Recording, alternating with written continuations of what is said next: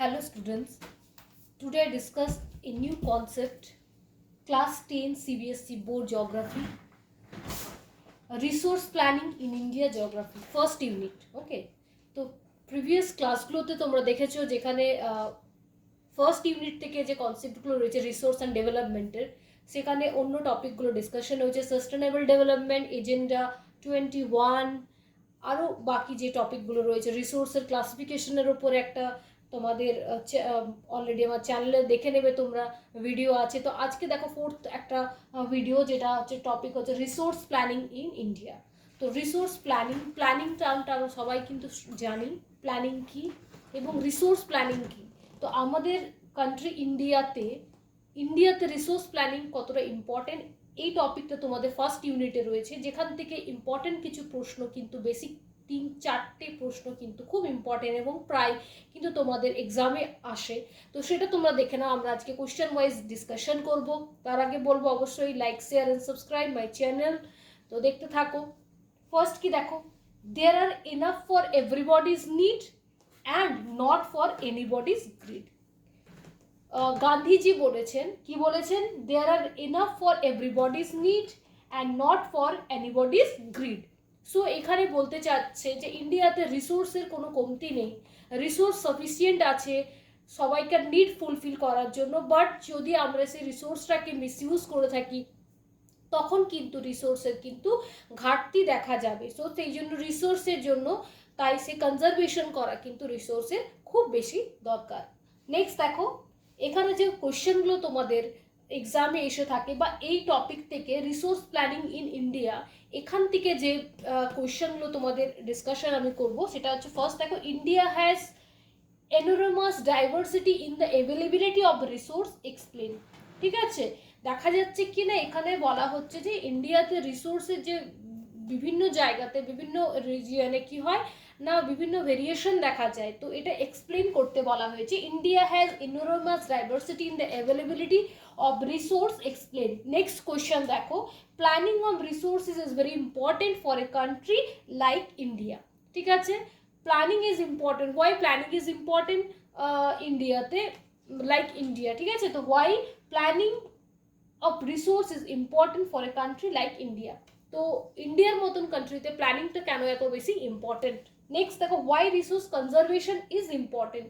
So resource conservation কেন বেশি প্রয়োজন বা কেন বেশি ইম্পর্টেন্ট? ঠিক আছে, তো এইগুলোর মূলত বেসিক কনসেপ্ট কিন্তু সেম বা বেসিক অ্যান্সার কিন্তু same.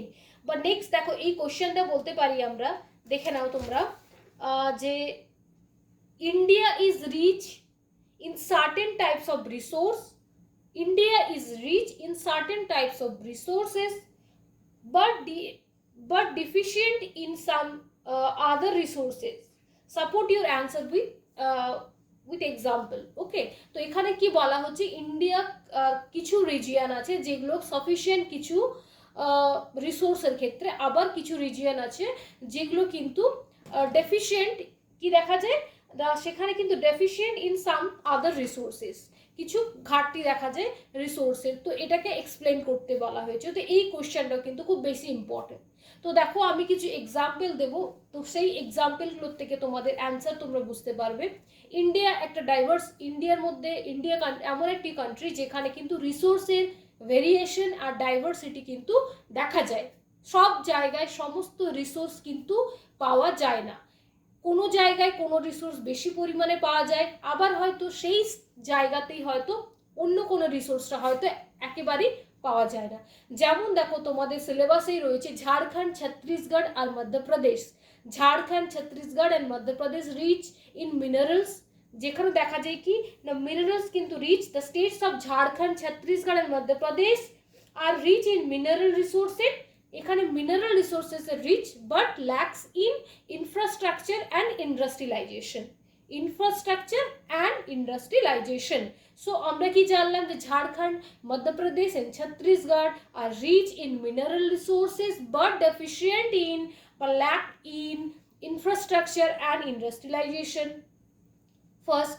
Second is the Arunachal Pradesh. Arunachal Pradesh has an abundant of water resources, rich in water resources. So Arunachal Pradesh is rich in water resources but deficient or lack in কি বলবো এখানে lack others mineral resource, others যে mineral রিসোর্সগুলো থাকে সেগুলো কিন্তু এখানে পাওয়া যায় না। অরুণাচল প্রদেশে ওয়াটার রিসোর্স এর বেশি অ্যাভেলেবিলিটি রয়েছে বাট সেখানে মিনারেল রিসোর্স কিন্তু পাওয়া যায় না। থার্ড পয়েন্ট আমরা দেখো কি ডিসকাস করব, যেখানে the state of Rajasthan is rich in solar and wind energy. Rajasthan এমন একটা স্টেট আমাদের যেখানে ওয়েস্টার্ন সাইডে, যেখানে কি না ইন্ডিয়ার ওয়েস্টার্ন সাইডে যে রাজস্থান রয়েছে সেখানে কি রয়েছে না সেখানে তোমাদের উইন্ড অ্যান্ড এয়ার, এই উইন্ড এনার্জি আর সোলার এনার্জি এইগুলোর কিন্তু রিচ, কিন্তু সেখানে জল পাওয়া যায় না, ল্যাক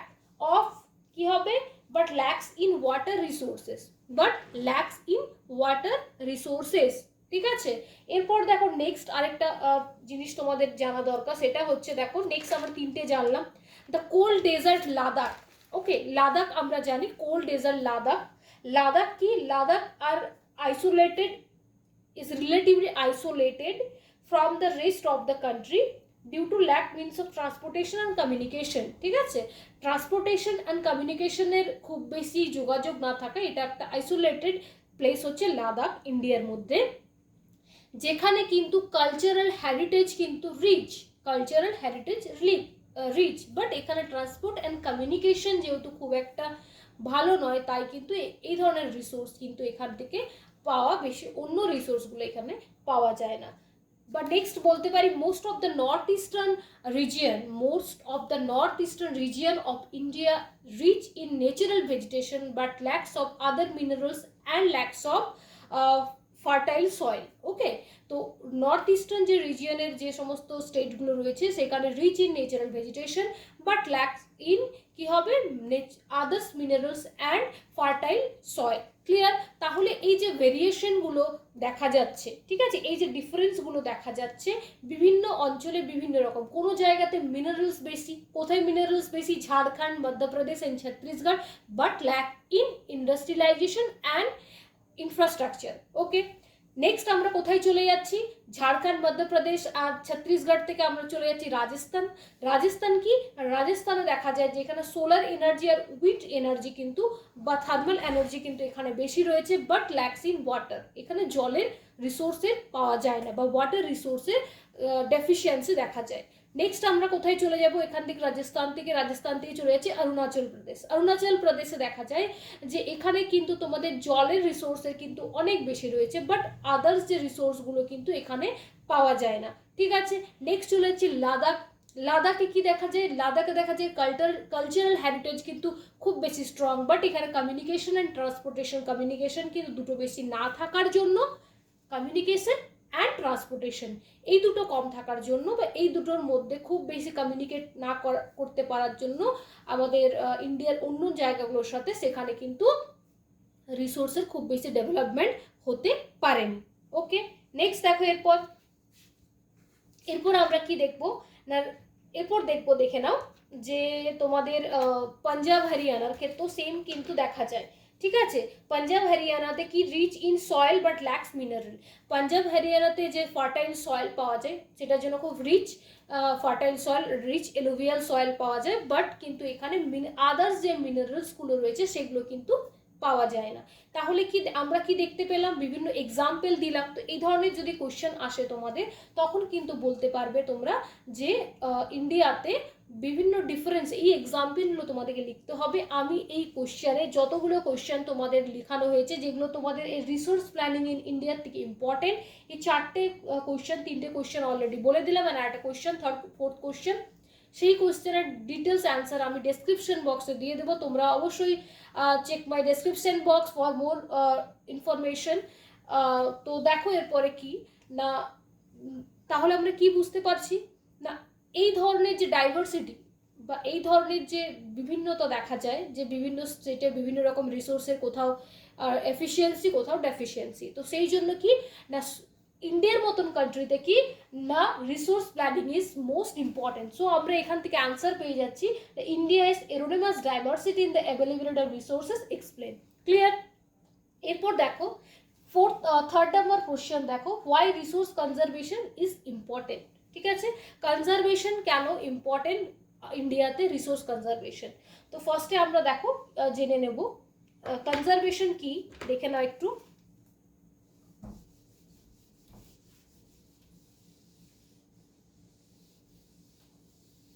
কনজারভেশন দেখে নাও।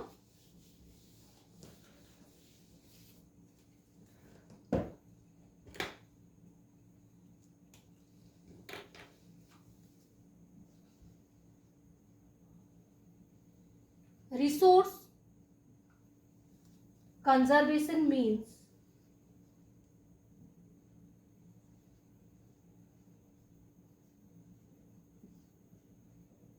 resource conservation means resource conservation এর যে থার্ড নাম্বার কোশ্চেনটা ছিল তার answer, why resource conservation is important. Resource conservation means using the available resources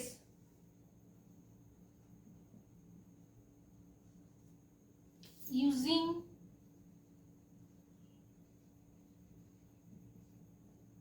the available resources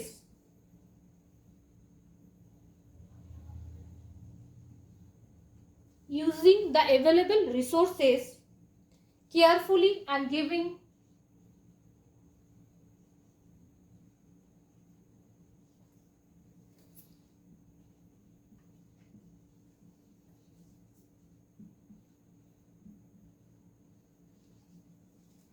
carefully and giving them time to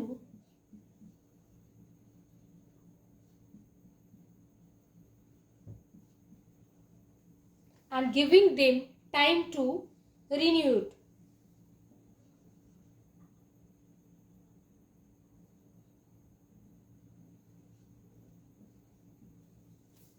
Resource conservation means using the available resources carefully and giving them time to renew. Okay, এটা হচ্ছে তোমাদের resource conservation. তো এটাই বলবো, resource are vital for any development activities, any developmental activities. Resource are vital for any developmental activities. Clear? Next দেখো, it is our duty to conserve, to reserve, it is our responsibility and duty to reserve and conserve the resources by sustaining the natural resources. So আমাদের কি duty না responsible, it is our duty. দেখে নাও,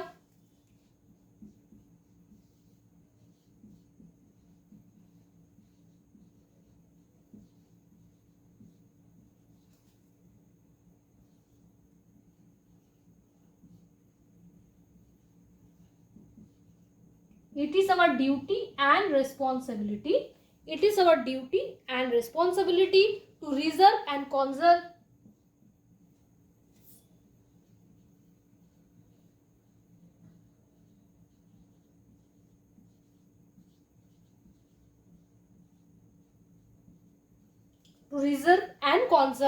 the resources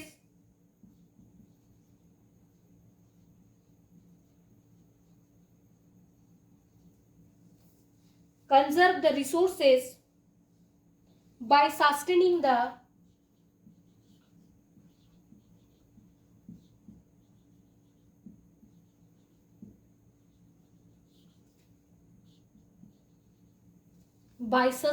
the natural resources, sustaining the natural resources. तो कि it is our duty and responsibility to reserve and conserve the resources by sustaining the natural resources. Clear? তো আমাদের কি বুঝতে পারলাম যে resource conservation is important for our next generation and sustainable development is important for our next generation, for us and for biodiversity. So আমাদের কিছু process maintain করতে হয় এই সাস্টেনেবল ডেভেলপমেন্টকে মেনটেন করার জন্য, যে don't misuse the resources, reuse the resources, scientifically use the resources, maintain sustainable development is important. And fourth এটাই বলতে পারি, ফোর্থ কি হতে পারে তোমাদের, রিসাইকেল, রিইউজ, এই ব্যাপারগুলো নিয়ে আসতে হবে আমাদের রিসোর্স কনজারভেশনের জন্য। অ্যান্ড নেক্সট কি হতে পারে তোমাদের, ভাবো নেক্সট হতে পারে কি না, তোমাদের যেগুলো নন রিনিউয়েবল রিসোর্সেস যেগুলো রয়েছে বা যেগুলো রিসাইকেলেবল রিসোর্স সেগুলো ইউজ করা, আর যেগুলো নন রিনিউয়েবল রিসোর্স সেগুলোকে কিন্তু কম ইউজ করা, ঠিক আছে, বা সায়েন্টিফিক্যালি ইউজ করা। তো এই টার্মগুলো মনে রাখবে তোমাদের সয়েল রিসোর্স কনজারভেশনের যে কোশ্চেনটার জন্য। তাহলে 4টে কোশ্চেন আমি আরও নেক্সট রিপিট করছি যেগুলো এখান থেকে এসে থাকে সিবিএসসি তোমাদের ক্লাস 10-এর জন্য, কি why resource conservation is important, ঠিক আছে, why resource conservation is important first. Second হচ্ছে, দেখো সেকেন্ড হচ্ছে planning of resources is very important for a country like India, justify. তো এখানে বলা যাবে India has enormous diversity in the availability of resources. There are mainly regions which are rich in some resources but in deficiency in some other resources, ঠিক আছে, এটাই হচ্ছে তোমাদের conserve করার বা মেন রিজন।